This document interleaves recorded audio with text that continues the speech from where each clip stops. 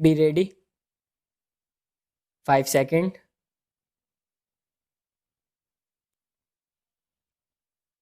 Start.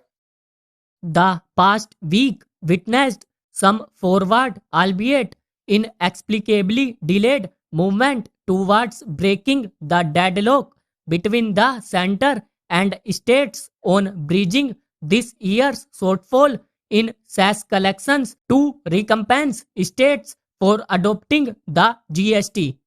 Following a lack of consensus at a third meeting of the GST Council on the issue last Monday, Finance Minister Nirmala Sitharaman said states that had agreed to the center's proposal could begin borrowing from the market.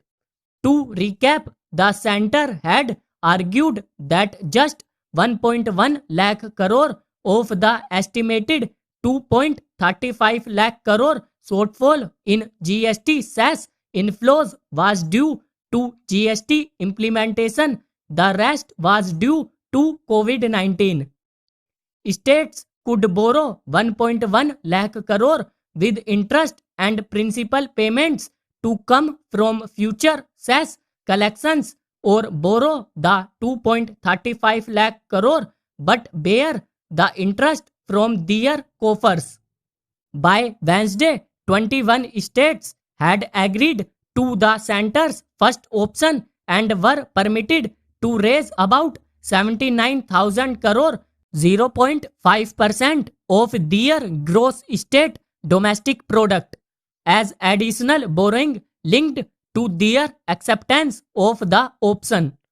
On Thursday, however, the center changed tack and said it was now willing to borrow the 1.1 lakh crore and lend it onward, calling this an administratively easier measure to ensure states do not end up borrowing at different interest rates. The ministry asserted this would neither increase the fiscal deficit nor the general government debt.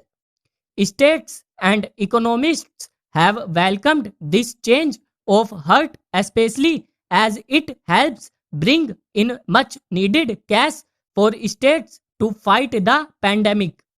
However, it is odd that the administrative ease of the center borrowing and lending to states had not struck North Bloc mandarins earlier, given that the SAS collection worries surfaced soon after the lockdown was imposed. Over the course of the negotiations, states had urged the center to borrow and pay them, but the finance ministry had repeatedly stressed that this would push up interest rates and upset its fiscal math. Precious time could have been saved had the center made this offer earlier, 7 months into a year that has seen economic activity and revenue sources dry up and states have only received 20,000 crore from the GST SAS. Kerala, which was considering a petition in the Supreme Court with other opposition ruled states, has cooled off on the legal route but sought full payment of the 2.35 lakh crore shortfall this fiscal. On Friday, Ms. Sitharaman wrote to chief ministers suggesting that the 1.1 lakh crore in addition to the 0.5% of GSDP borrowing would give them 2.16 lakh crore or almost 90% of the compensation shortfall. Cash flow assurances aside, the center must now talk to states to ensure greater clarity on the unanswered questions, including when the states will get the balance GST compensation.